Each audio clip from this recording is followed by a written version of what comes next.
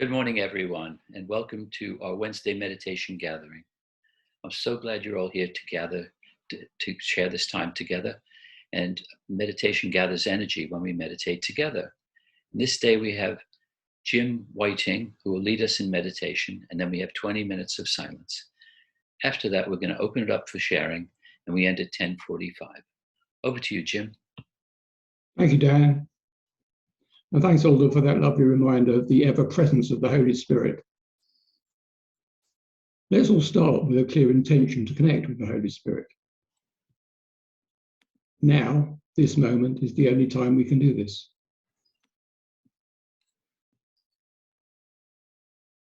Just fall still.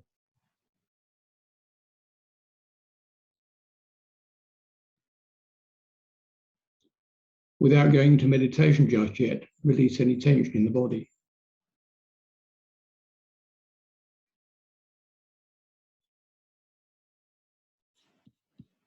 Tension is stored fear.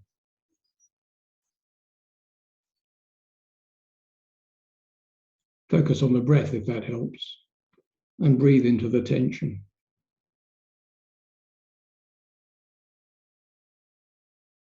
Be easy. Relax.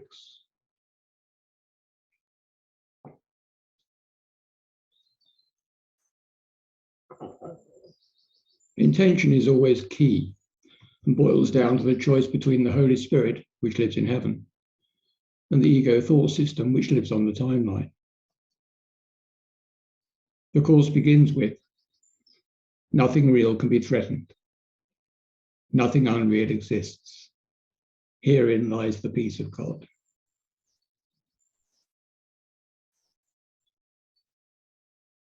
We can feel a bit of a fraud sometimes when we quote the course. We accept it as true, but often believe things that are not in accordance. But quoting from the course, so long as we don't deceive ourselves that we live it full time, helps weaken our beliefs. Then in good time, what we know to be true becomes what we are in life. That's how it works.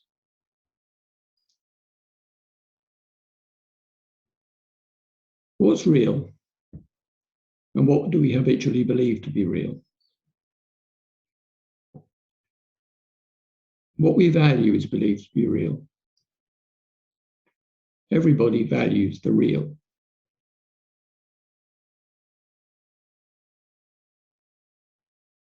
Love is real.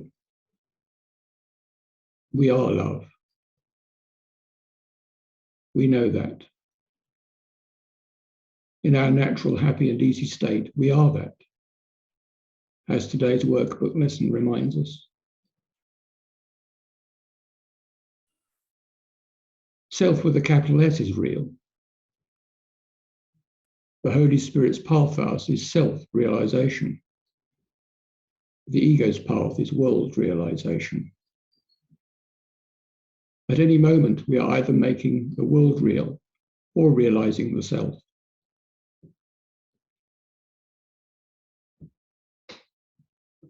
And this being the week leading up to Easter, we can look at the symbolism of the cross. The vertical part is the I that is always spelt with a capital letter, which belongs to God. This is the real self, the eternal Son of God, one with the eternal heart of love. The horizontal bar is the timeline, the time where the vertical and horizontal meet is always this moment. And to be truly and fully present is to die to the ego, which lives only in the past and future. The Holy Spirit is beyond the timeline, in eternity. The ego is the belief that we are the timeline. This year, Lent and Ramadan overlap. For 40 days, Christians traditionally give up something of value to them, something that they would miss. In Ramadan, for a whole month, Muslims have nothing to eat or drink between sunrise and sunset. That's quite a big sacrifice in places where it's hot. So they do it to more fully connect with what is real.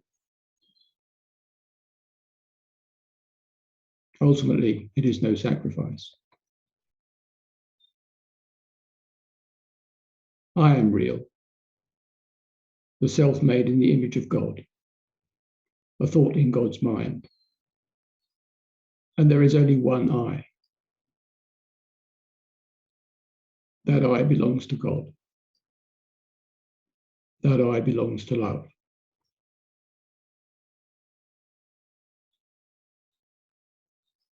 So Easter is about denying the self, the false sense of self, taking up the cross.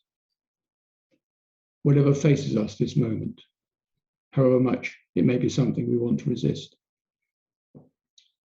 And following Christ or Holy Spirit, where the true self belongs.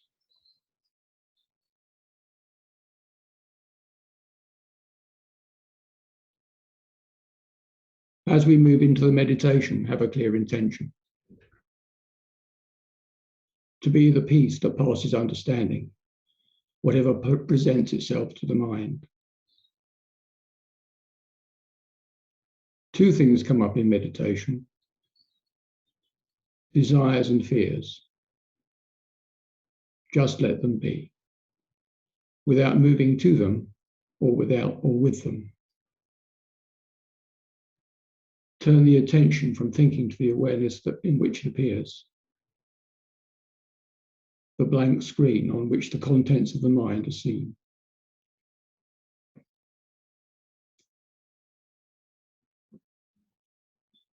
The contents of the mind are not who I am.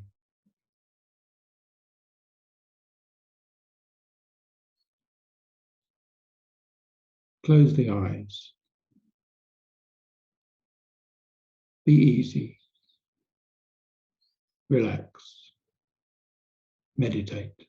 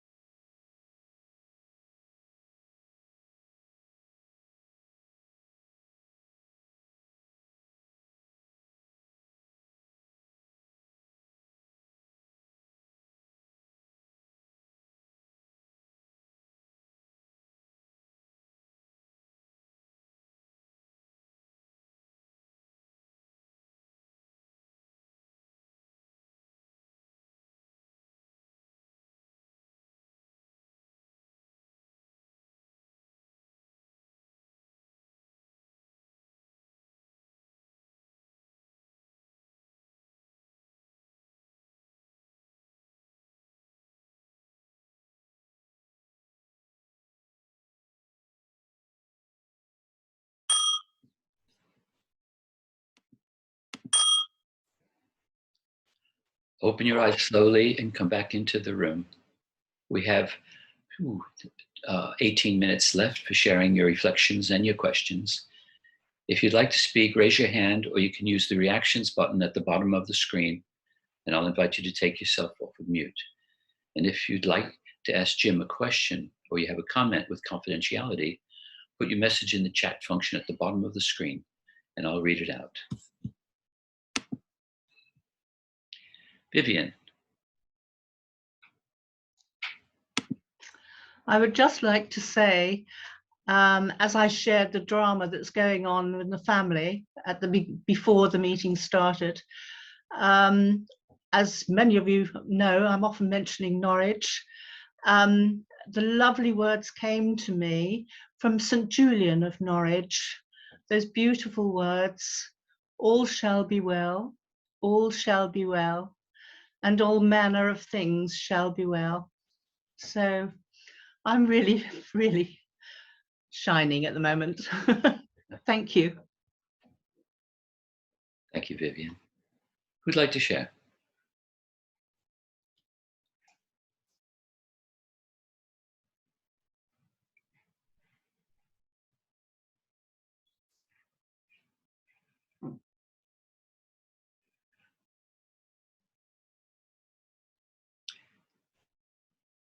John, take yourself off of mute. Thank you, Dan. Yeah, thank you, Jim, and thank everybody, and Vivian for that reminder there. And I feel the same way at the moment. And I love the message you gave this morning, Jim, and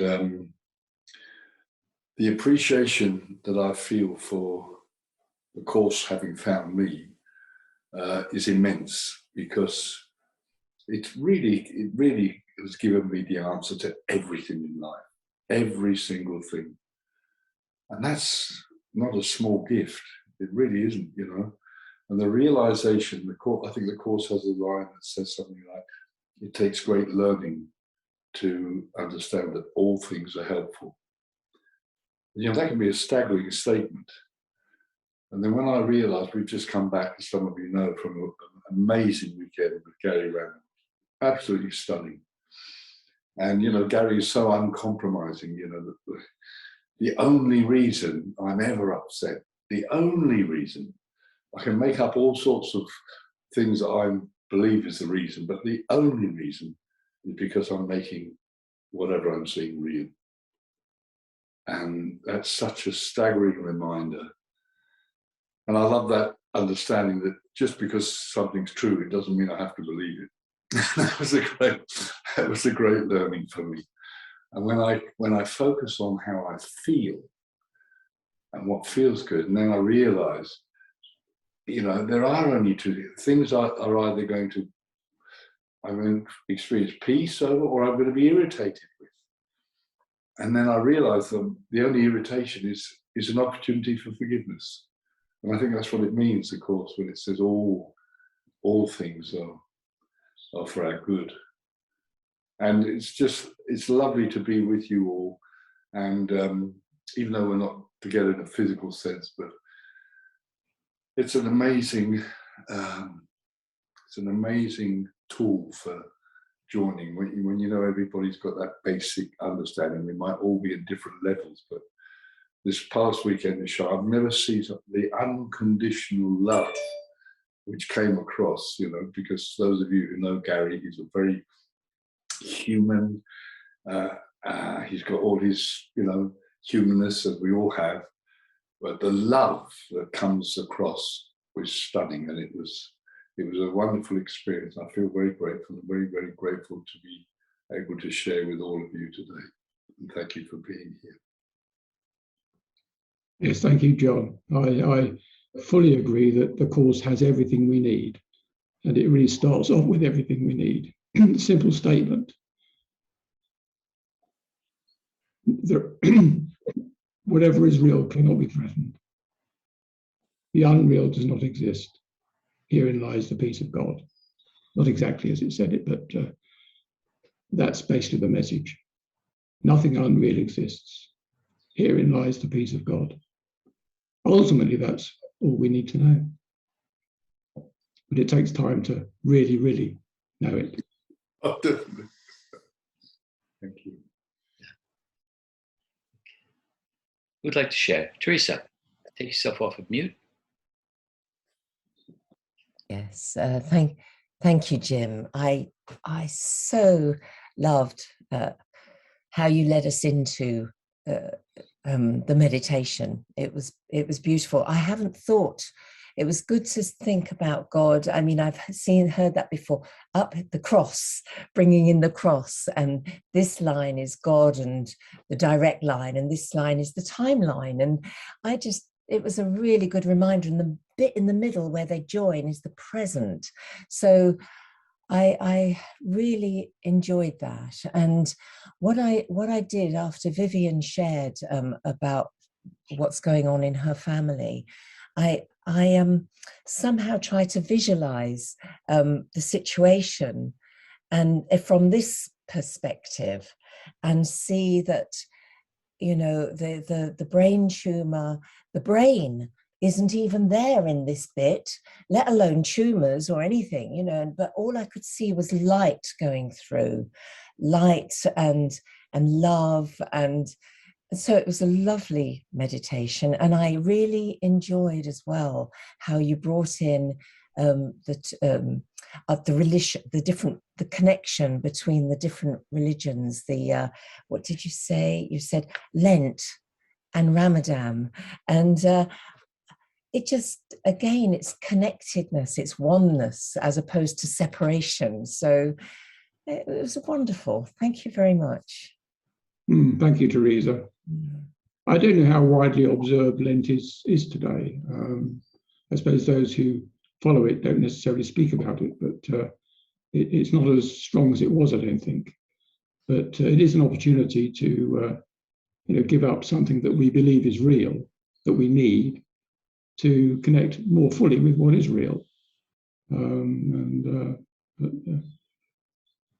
But we can do that every day in the course. We don't have to wait for Lent. Every day we can give up something we believe to be real. Every moment. Go ahead, Teresa. So sorry, hogging the time. You know, in the morning I often wake up with different thoughts, and this morning I woke up with oh, there's this technical problem and that technical problem, and how will I solve it, and what will I do, and if I write this email, how will I write it? And all of a sudden I realized, are these the thoughts I'm having with God? I thought, they're definitely not the thoughts I'm having with God. And I could feel the stress of it all, and the trying to work it out. If I say it this way, if I say it that way. So it was attack and defense all the time in my trying to fix something. And I thought, as soon as I thought, are these the thoughts I'm having with God? Nope. And I was able to lift up away from the weight of that. Doesn't mean I won't deal with things, but I didn't have to be in the ego timeline of sorting everything out. So thank you for that. Thank you, Teresa, for that. Thank you.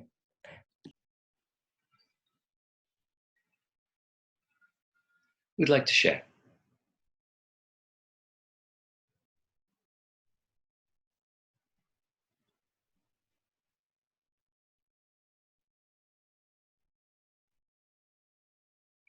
Norman, take yourself off mute.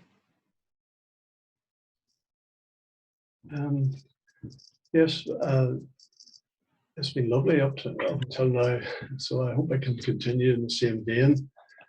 When I started the meditation, you know, I got a very strong feeling to just listen.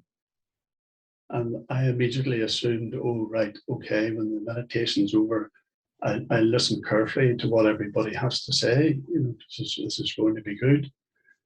But then I also had the thought, listen also to what the Holy Spirit is saying to me. And I had a feeling that my hands were cold. The rest of me was quite warm. And then I thought to myself, isn't that strange? The rest of me is warm, the hands are cold. And I began to realize that although I was at one time trying to get rid of my body, hands are part of me. They're part of the whole me at this moment in time. The timeline, that's, I must admit, that's a new word. It's a nice word. And that my whole body is useful at this stage on my timeline. Hands can be used for waving at people, attracting attention, shaking hands, and eyes can smile, lips can smile, voices can say the right words, you can sing songs, be happy. And, I was trying to get rid of my body, but, as I'm a spirit, I am free, and I am, but my body is still being used by the Holy Spirit to communicate with other people. And, as already been said, love joins, it sort of interweaves, it's interwoven in a session like this. Everybody can feel the love that's there from what they've experienced, whereas egos are totally separate. And, it's a meeting like this that really brings it home to me. And all I can say is thank you very much. Thank you, Norman. Yes, the body, the Course says, is a channel for use by the Holy Spirit for forgiveness. That's its only purpose. Of itself, it has no value. It's just a channel for forgiveness. So thanks for sharing that, Norman. Who'd like to share?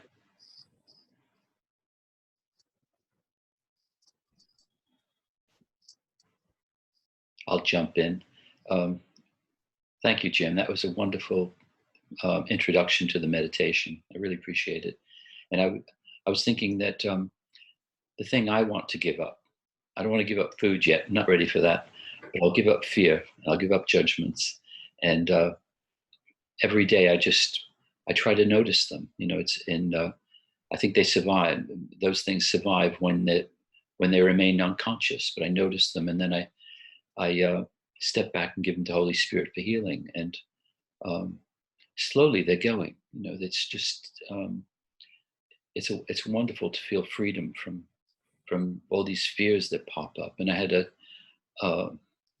a bunch of fears come up, body fears about. I was having I was waiting for the results of a blood test for PSA cancer, and also for osteoporosis, and I was just overwhelmed with fear. And then I had a call yesterday from the hospital, and they took me through it, and the blood tests, and they said all is well. There's nothing to fear. You're all the things are coming out perfectly, and it was just, I was relaxed when they phoned, but after hearing that, I thought it's all perfect. It's all working out, and there's nothing to fear. So I'm done. Thank you, Dan. Thank you. I'm glad it all worked out okay. Yeah. Yeah. Who would like to share?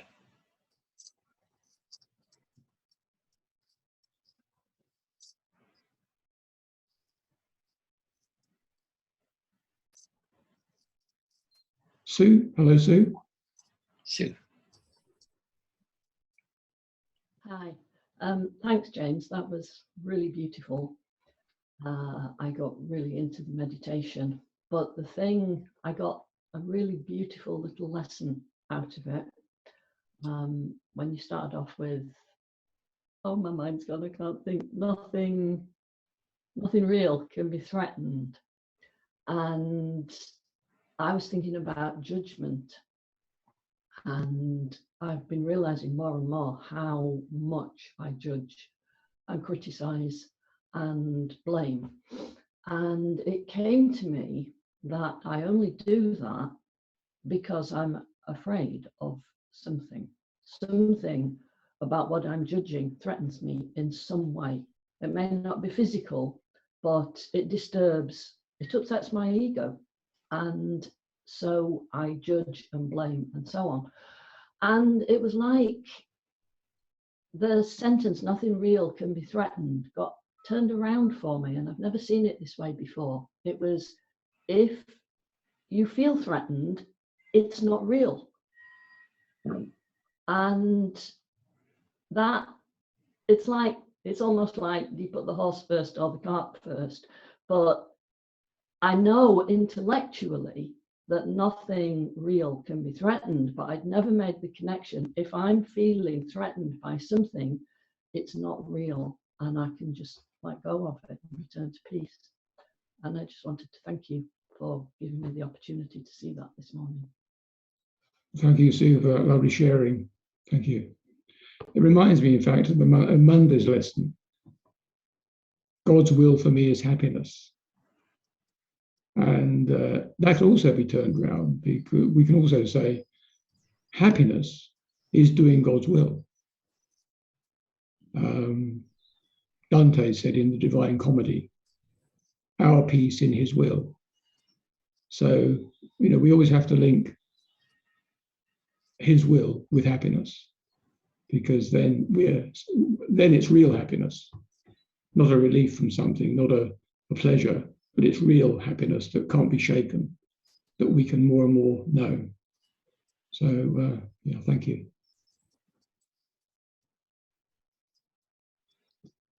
Who'd like to share?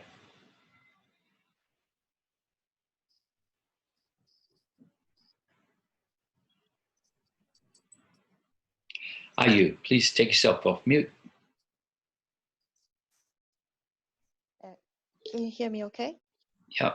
It says, amen to everybody share the stories today. I'm heading to Japan this weekend, 16 hours flight, and staying with my mother's house for a month, which is quite a challenge. But yes, living this moment, horizontal, vertical, this line, is so crucial. And it is for, like Jem said, that is that's the source of a happiness. I know that in a theory. I've studied this course for many, many years.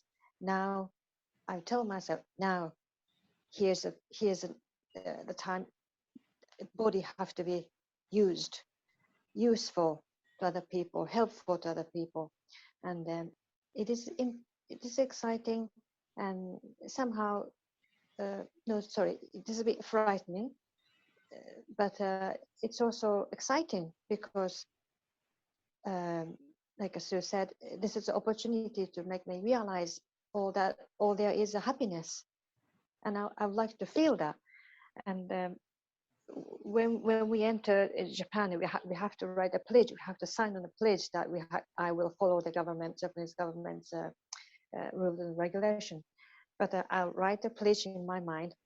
I'll be in this moment. I will pass on, hands on to everything unpleasant or